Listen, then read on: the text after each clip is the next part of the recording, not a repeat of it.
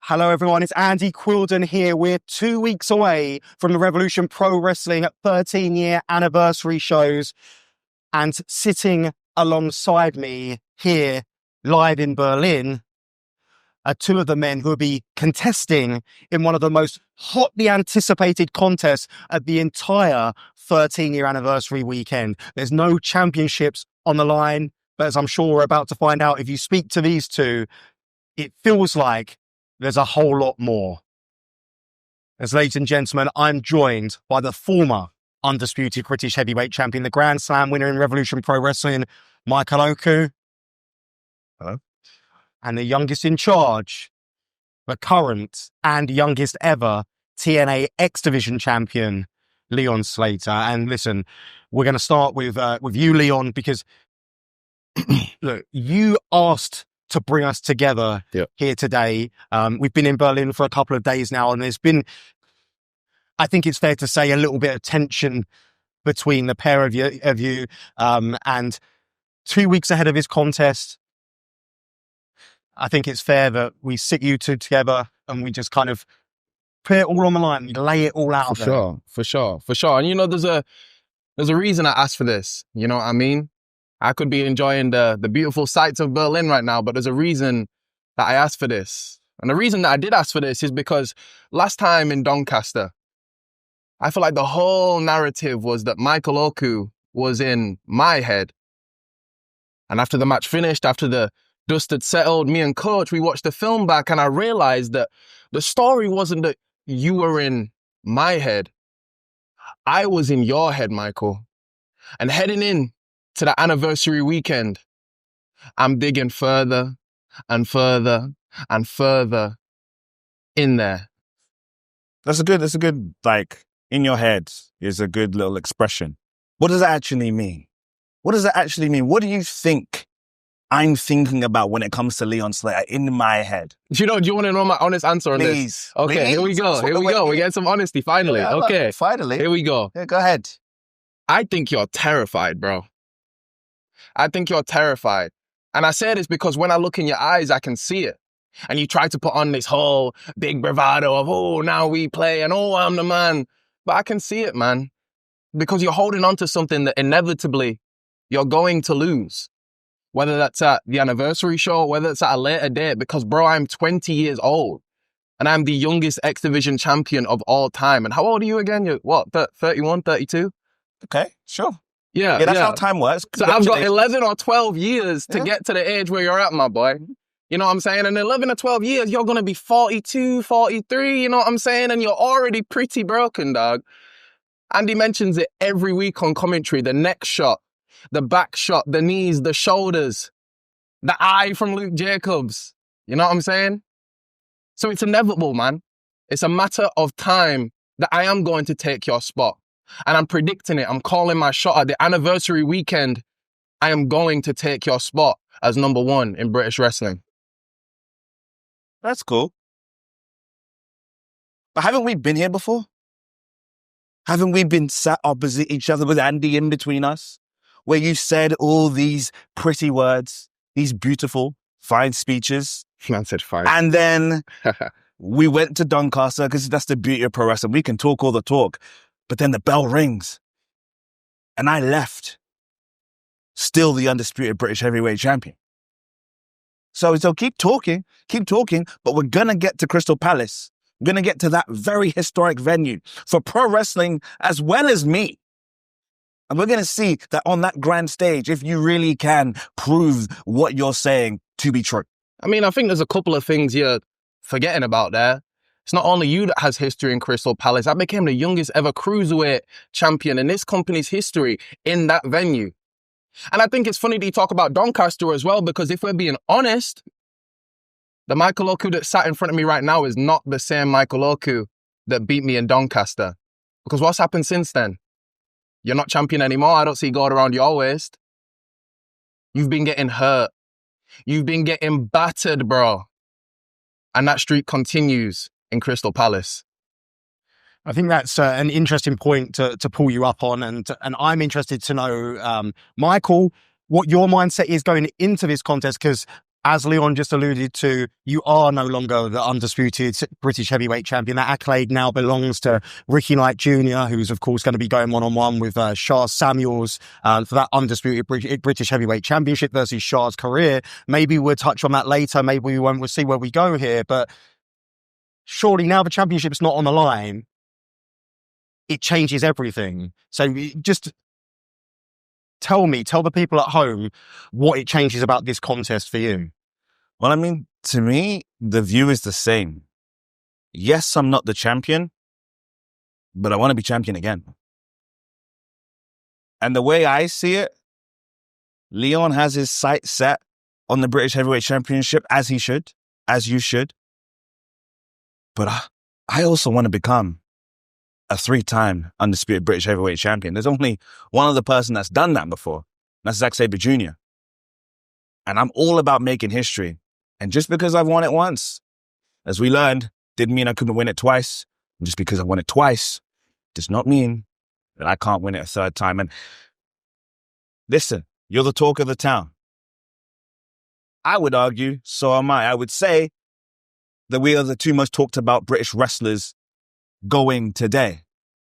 So it only makes sense to me that before I try one more time to go for the undisputed British Heavyweight Championship, I have to go through you.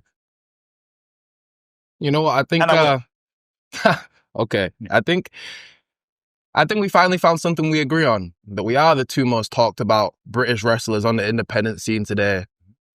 And I've got the same view as you, man, because I am going to become the youngest British heavyweight undisputed champion that there's ever been and set a record my way. And I have to go through you to do that. And it's funny, Andy, that you mentioned Ricky and Shah, because where the fuck are they this weekend? You know what I mean? They got the biggest match of their respective lives and neither of them are here. So really, Michael, it's on me and you to not only carry that belt, but to carry this brand. And you know as well as I do that there can't be 2 at the top. And like you said, at Crystal Palace, we're going to find out who that is. We will.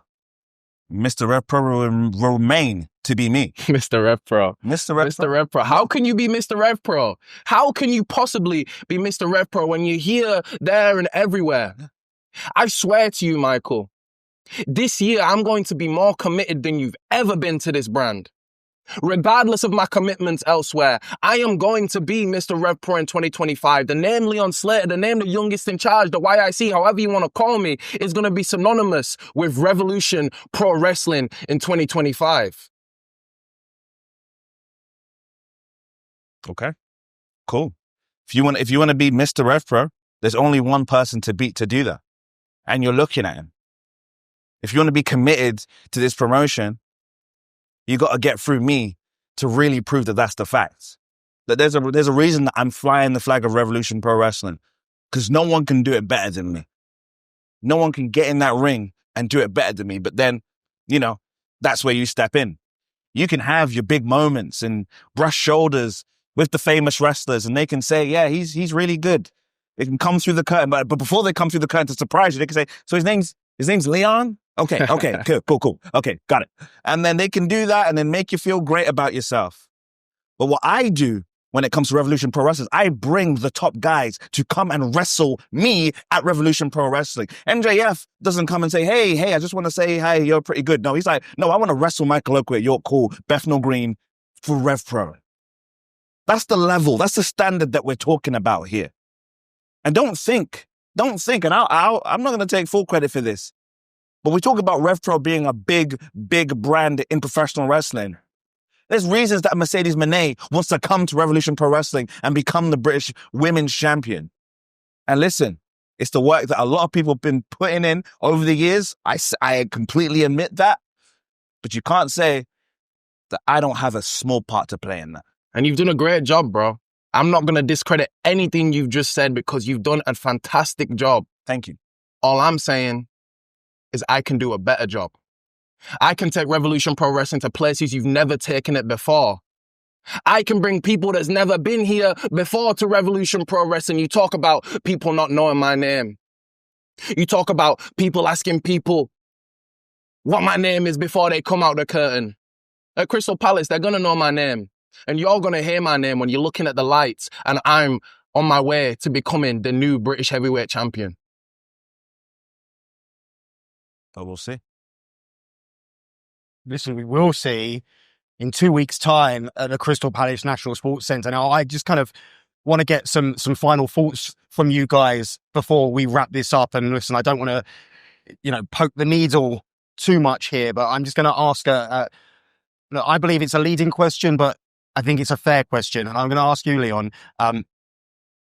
what is it? Because you both acknowledge each other's work. You both acknowledge what one another's capable of achieving. But what is it about Michael Oku that rubs you the wrong way? What is it about Michael Oku that irritates you to this extent? I'd love to know this. It's an interesting question, man, because quite honestly, there's nothing about Michael Oku that rubs me the wrong way. I looked up to Michael Oku. I remember doing ring crew and watching the OJMO tear down buildings with Little Joe Nelson in Sheffield years ago when I was 14, 15. I've always looked up to Michael Oku. The only thing that rubs me the wrong way about Michael Oku is the simple fact that he's holding the spot that I need. He's holding the spot that I want.